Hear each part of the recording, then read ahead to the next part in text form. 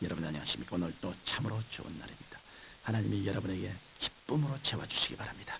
저는 오늘 다니엘서 1장 8절로 16절의 말씀을 가지고 다니엘의 신앙이라는 제목으로 은혜를 나누고자 합니다. 예수님께서 이 세상에 오시기 약 600여 년 전에 유대 왕국은 바벨론의 느부갓네살 왕의 침략을 받아 수많은 유대인들이 포로로 잡혀가는 비운을 겪게 되었습니다. 그때 청년 다니엘도 바벨론의 포로가 되어 머나먼 이국 땅으로 잡혀갔습니다. 그러나 얼마 후 다니엘은 포로로 잡혀간 바벨론에서 높임을 받기 시작했고 나중에는 만인이 우러러보는 최고의 관직에까지 오르는 영광을 누렸습니다. 다니엘이 이처럼 포로의 신분으로서는 상상도 할 수 없는 높은 자리에까지 오르게 된 것은 오직 다니엘의 하나님에 대한 굳건한 신앙의 결과였었습니다. 다니엘은 일생 동안 좋은 일에 있었으나 나쁜 일에 있었으나 항상 하나님을 믿고 경외하며 하나님의 종으로서 하나님의 영광을 위해 살았습니다. 이러한 다니엘의 신앙을 보신 하나님께서는 비록 적국의 포로로 잡혀온 몸이었지만 다니엘을 지극히 높여주시는 축복을 베풀어 주셨습니다. 성경 말씀과 같이 하나님께서 높이시면 낮출 자가 없고 하나님께서 낮추시면 높일 자가 없는 것입니다. 그러면 다니엘이 과연 어떠한 신앙을 가졌기에 하나님께서는 그처럼 다니엘을 높이시고 축복해 주셨을까요? 첫째로 다니엘은 절개 있는 신앙을 가졌습니다. 바벨론의 느부갓네살 왕은 그가 잡아온 유대인 포로들 중에서 영리하고 잘생긴 소년들을 뽑아 그를 보좌할 일꾼으로 삼으셨습니다. 이렇게 하여 이스라엘 왕족과 귀족 중에서 몇몇 소년이 뽑혔는데 그 가운데는 다니엘도 포함되었습니다. 그래서 다니엘은 3년 동안 왕립학교에 다니며 갈대아 사람들의 학문과 방언을 배우게 되었고 왕이 제공하는 진미와 포도주를 먹게 되었습니다. 그런데 다니엘의 절개 있는 신앙은 이 왕립학교에서부터 나타나기 시작했습니다. 만일 다른 사람 같았으면 왕에게 뽑혀서 왕립학교에 다니며 왕이 제공하는 음식을 먹게 된 것을 크게 자랑하고 기뻐했을 것입니다. 그러나 다니엘은 이 모든 것을 하나님에 대한 그의 신앙 앞에서 초회같이 여겼습니다. 그는 왕이 보내주시는 진수성찬을 먹지 않기로 결심한 것입니다. 그러면 다니엘의 신앙과 왕이 보내주는 음식을 먹지 않은 것과는 어떤 관계가 있을까요? 먼저 다니엘은 하나님의 말씀을 쫓아 계명에 어긋난 부정한 음식을 먹지 않기로 결심하고 있었으므로 왕이 보내주는 음식을 먹지 않겠다고 거절하였던 것입니다. 하나님께서는 유대민족에게 율법을 주시면서 이러이러한 짐승은 먹지 말라고 하셨습니다. 그래서 다니엘은 바벨론 왕실에서 내리는 진미 중에 혹시 하나님의 계명이 어긋난 음식이 들어있어도 자기도 모르는 사이에 하나님의 계명을 어길까 두려워 왕이 주는 음식을 거절했던 것입니다.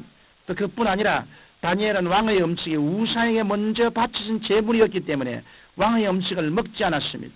당시에는 왕이 식사하기 전에 그가 먹을 음식을 우상인 모로닥 신에게 가지고 가서 제물로 드린 후 먹기 때문에 만일 다니엘이 그 음식을 그대로 먹으면 우상을 인정하는 결과가 되므로 먹지 않았던 것입니다.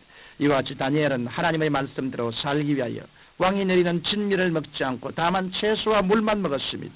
그러나 채소와 물만 먹은 다니엘은 왕의 진미를 먹는 사람들보다 더 아름답고 살에 윤기가 났습니다. 이처럼 언제나 참되고 절개 있는 신앙으로 살기를 결심하고 나면 그 다음 문제는 하나님께서 책임져 주시고 그 믿음대로 축복해 주시는 것입니다. 둘째로 다니엘은 담대한 신앙을 가졌습니다. 어느 날 느부갓네살 왕은 아주 놀라운 꿈을 꾸었습니다. 그런데 그 꿈이 너무 장엄하고 무서워서 느부갓네살 왕은 그 꿈으로 인하여 무척 번민하였습니다. 그래서 그는 바벨론의 박사와 술객들을 불러서 그 꿈을 알려주지도 않고서 그 꿈을 해석하라고 명령하였습니다. 그러나 바벨론의 박사와 술객들이 왕에게서 그 꿈의 내용을 말해주지 않으면 해몽할 수 없다고 하자 크게 분노한 느부갓네살 왕은 모든 박사와 술객들을 죽이라고 명령했습니다. 그때 다니엘은 박사의 관직에 있었기 때문에 영문도 모르는 채 죽음을 당하게 되었습니다. 그러나 전후 사정을 왕의 장관에게서 전해들은 다니엘은 담대히 왕 앞으로 나아가 기한을 조금 주시면 왕이 꾼 꿈의 내용을 해석을 정확히 알게 해주겠다고 했습니다. 왕은 다니엘의 말을 듣고 자기의 꿈을 분명히 알고 싶었으므로 다니엘의 청을 수락하여 주었습니다. 이에 다니엘은 집으로 돌아가 그의 친구들과 함께 살아계신 하나님께서 왕의 꿈 내용과 해석을 알게 해주시기를 간절히 기도했습니다. 그러자 하나님께서는 다니엘과 그 친구들의 기도를 들으시고 응답해 주셨습니다. 이와 같이 다니엘은 하나님께서 살아계신 것과 하나님께서는 구하는 자에게 반드시 응답해 주신다는 사실을 확인하고 있었습니다. 그 때문에 바빌론의 술사와 박사들은 왕의 명령 앞에 혼비백산했지만 다니엘은 조금도 두려워하지 않고 담대한 신앙으로 하나님께 기도하여 자신의 생명은 물론 모든 박사와 술객들의 생명을 구할 수 있었던 것입니다. 셋째로 다니엘은 생사를 초월한 신앙을 가졌습니다. 메디아의 다리오 왕 때의 일입니다. 다리오 왕이 바벨론을 점령하자 그는 전국을 120도로 나누고 120방백을 두어 다스리게 하고 또 그 위에 3명의 총리를 세워 모든 일을 관장하게 하였습니다. 이때 3명의 총리 가운데 하나가 된 다니엘은 다른 총리들보다 더 지혜롭고 정직하게 왕을 섬기므로 왕은 그를 수석 총리로 삼으려 했습니다. 그러자 다른 2 총리의 마음속에 시기심이 일어나 다니엘을 죽이려고 음모를 꾸몄습니다. 그들은 평소에 다니엘이 하나님을 독실히 섬겨 매일 3번씩 기도하는 것을 알고 있었습니다. 그래서 그들은 이것으로 다니엘을 모함하려고 왕에게 찾아가 앞으로 30일 동안 왕 이외에 어떤 신에게도 절하지 못하게 하시고 오직 왕에게만 경배하게 하옵소서. 그리고 이를 어기는 사람은 누구를 불문하고 사자굴에 던져 넣게 하옵소서라고 간청했습니다. 이에 다리오 왕은 자신을 높여주는 것을 기뻐하여 그들의 요청을 수락하고 의인을 찍어 그들의 요청대로 조서를 내렸습니다. 그러자 다니엘은 그와 같은 칙령의 내용을 다 알면서도 자기 집에 돌아가서 전과 같이 예루살렘을 향하여 열린 창에서 하루에 3번씩 무릎을 꿇고 기도하였습니다. 다니엘은 생사를 앞에 두고서도 추호도 타협하지 않았던 것입니다.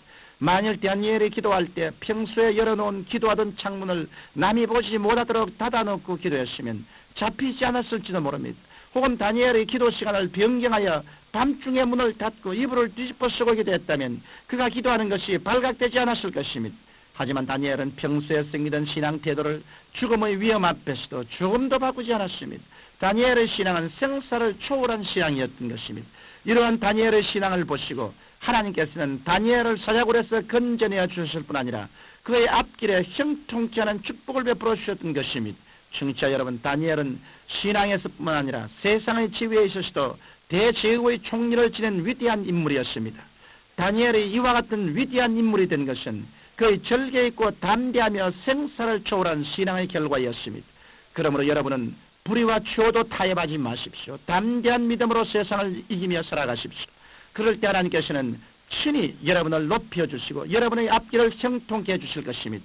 이 세상에 살 동안 우리는 여러 가지 시험과 환난을 당하고 고통 속에 빠질 때가 있습니다.